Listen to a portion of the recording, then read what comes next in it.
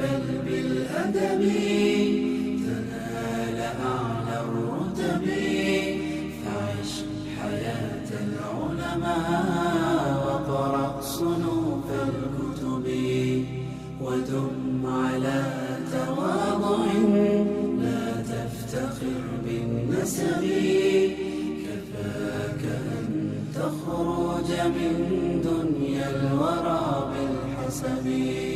بالعلم بل بالأدب تنال أعلى الرتب.